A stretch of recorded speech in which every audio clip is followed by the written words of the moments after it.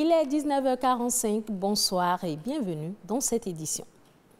Le métier de journalisme fait appel à la détermination, la disponibilité et au savoir-faire. Les femmes qui sont dans la profession sont sujettes à tous les préjugés. Quelles en sont les raisons? C'est à suivre.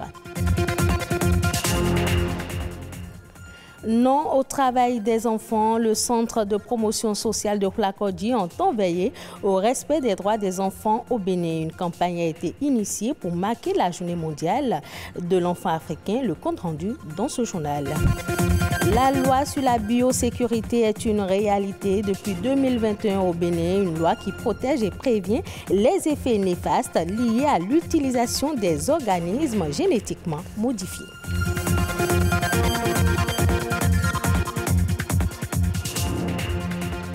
Méfiance et manque de considération. Voilà le regard de la société sur les femmes journalistes au Bénin.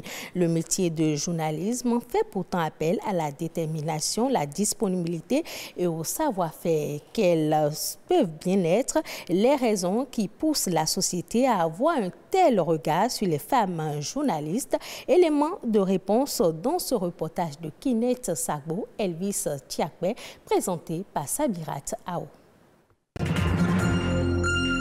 Bonjour, très heureuse de vous retrouver. Le métier de journalisme fait appel à beaucoup de volonté, de détermination, d'engagement et d'ouverture d'esprit. Un métier noble que pratiquent aussi bien les hommes que les femmes. Cependant, les contraintes de la profession renvoient souvent à une mauvaise image de la femme journaliste dans la société béninoise. Par son métier, elle devient une personne publique. Elle est à la télé, elle est à la radio, elle écrit son nom, elle signe des papiers. Elle est obligée d'avoir le contact facile pour avancer dans son travail et pour avoir les informations. Mais du coup, on peut penser que cette femme-là, elle parle avec les ministres, elle parle avec les DG, donc c'est une femme facile, donc c'est une femme frivole. Alors que ce n'est pas forcément ça. Et mieux encore, la femme journaliste, c'est celle-là qui peut revenir à la maison à tout moment, qui peut rentrer très tardivement. Et donc, quand tu es une femme mariée et que tu rentres à de pareilles tardives, c'est qu'on se pose la question, ça va, mais celle-là, elle est où? Elle se prend comme qui? Et donc, l'entourage te prend comme quelqu'un qui est déjà en train de tromper ton époux. Il existe néanmoins un grand écart entre tous ces préjugés et la réalité. Ceux qui ont un regard malveillant, malsain sur la corporation féminine dans le journalisme, c'est un grand crime à l'endroit de ces femmes-là parce qu'elles sont des élites, elles sont des combattantes. Non, il y a beaucoup de femmes journalistes qui sont respectables, mères de foyer, très correctes et admirables, je dis. Comment parvenir alors à dépasser toutes ces représentations négatives envers la femme journaliste? Il revient à la femme de limiter un peu un certain nombre d'actes déviants qui prêtent attention, qui prêtent à équivoque. L'une des attitudes à avoir, c'est que lorsque vous sentez tout de suite la menace, et vous sentez qu'il y a un certain manque de respect qui arrive, il faut recadrer tout de suite pour montrer que, ah non, j'ai de la personnalité, je ne permets pas, je ne tolère pas qu'on me dise certaines choses. Si la place de la femme dans les médias est de plus en plus prépondérante, des défis restent encore à relever pour effacer les idées préconçues que la société a aujourd'hui de la femme journaliste. Le Centre de promotion sociale de Hlakodi veille au respect des droits de l'enfant au Bénin. Elle a initié une campagne de sensibilisation à l'endroit des usagers de plusieurs marchés. Ceci pour marquer la célébration de la journée de l'enfant africain qui vise cette année à éliminer les pratiques néfastes affectant les enfants. Suivons le reportage de Christelle Hueto présenté par Ulvaïs Balogun. L'exploitation économique et sexuelle des enfants ainsi que le travail des enfants. Voilà, entre autres, les axes fondamentaux de cette campagne. Celle-ci vise essentiellement à sensibiliser les Cotonoises et les Cotonois sur les conditions de vie et les difficultés auxquelles les enfants sont confrontés au quotidien. Nous avions pris d'assaut les marchés de Missebo et de Ganri pour organiser une flash mobilisation de sensibilisation, puisque nous voulons quand même faire de ces marchés-là des lieux où la protection de l'enfant, les droits de l'enfant sont au cœur. de toutes les pratiques. Nous dénonçons également tout cas de violence faite aux enfants, tout cas d'exploitation économique ou d'exploitation sexuelle des enfants, et nous disons non à l'emploi de la main-d'œuvre infantile. C'est également l'occasion d'accorder de l'attention, de l'amour et de montrer un soutien indéfectible à l'égard de ces enfants. Les enfants, filles comme garçons, sont victimes de plusieurs situations dramatiques, déplorables. Et donc par conséquent, puisque ces enfants qui sont avec eux dans le centre social, il faudrait à des moments donnés les soutenir, leur montrer qu'ils sont aussi des enfants comme tout autre, les assister d'une manière ou d'une autre. Et par conséquent, donc, nous sommes là pour aider le centre social de la manière dont nous pouvons, afin de rester avec ces enfants, leur donner un moment de joie, rester avec eux, leur montrer que vraiment ils sont aussi aimés comme les autres enfants. En Afrique subsaharienne, plus de 23,9% des enfants âgés de 7 à 17 ans travaillaient en 2020 selon l'Organisation internationale du travail et l'UNICEF.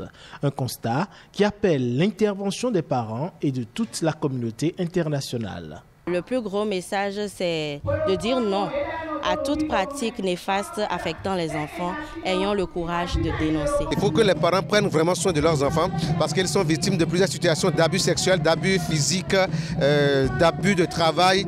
Et surtout, nous exhortons ceux qui ont en charge de ces enfants qui ne sont pas des enfants, qui sont des enfants sans parents, ceux qui ont la charge de ces enfants, qui les prennent en charge réellement. L'enfant étant le futur de l'humanité, il devrait jouir d'une protection spéciale face à toute forme de menace.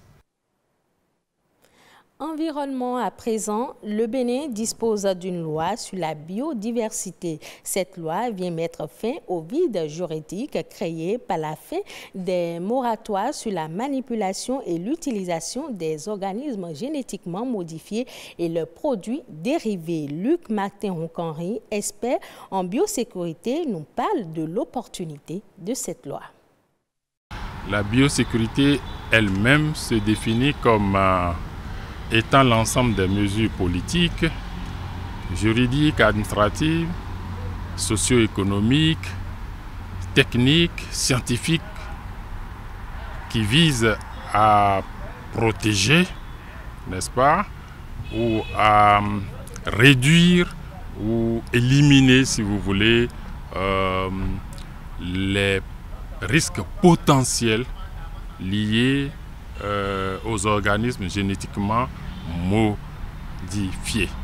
Et donc, la loi, l'instrument international sur les OGM pour protéger justement contre ces risques éventuels, qui est le protocole de Cartagena, a prescrit aux pays parties de ce protocole de prendre une loi nationale pour définir par eux-mêmes les modalités par lesquelles ces précautions dont je viens de parler peuvent être prises.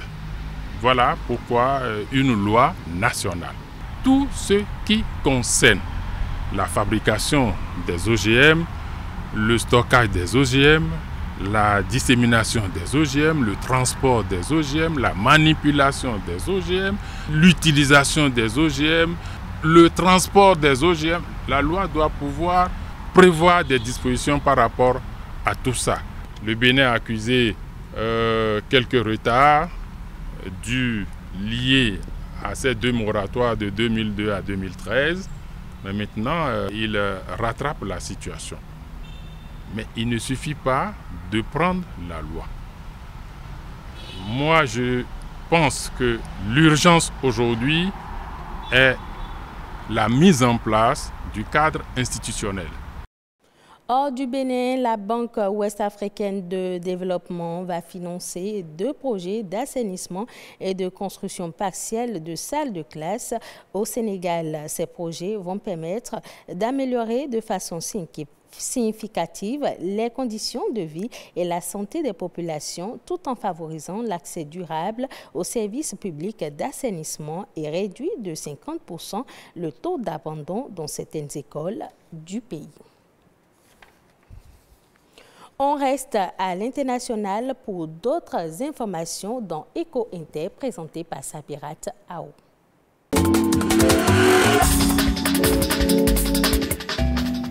Aux États-Unis, des corps sans vie ont été retrouvés lundi dans les remorques d'un camion abandonné près de San Antonio au Texas.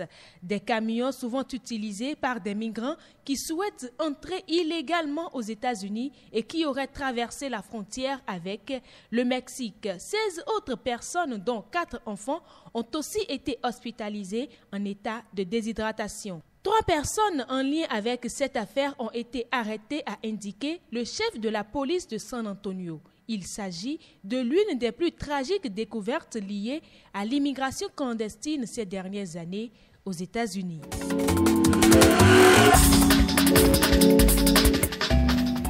Le nombre de personnes dépendantes des drogues a augmenté ces 10 dernières années. Selon les chiffres publiés dans son rapport annuel, l'Office des Nations Unies contre la drogue et le crime ONUCI, le nombre de toxicomanes a augmenté de 26% en 10 ans. À travers le monde, environ 284 millions de personnes âgées de 15 à 64 ans ont consommé au moins une drogue en 2020. Une hausse qui s'explique en partie par l'augmentation de la population mondiale au cours de la décennie passée. L'étude spécifie également que les jeunes consomment plus de drogue aujourd'hui dans de nombreux pays du monde.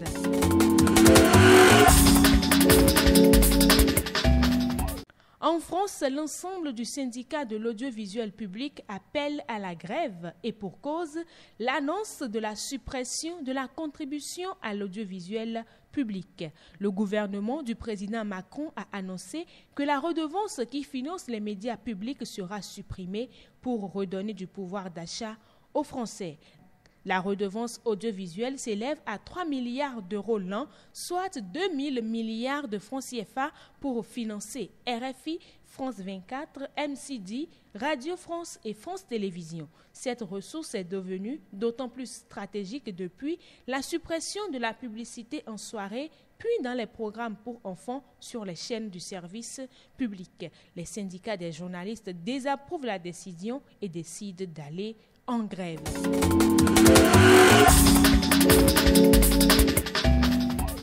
C'est la fin de cette édition. Merci de l'avoir suivi. Retrouvez ce journal sur le site de l'ORTB, www.ortb.bj.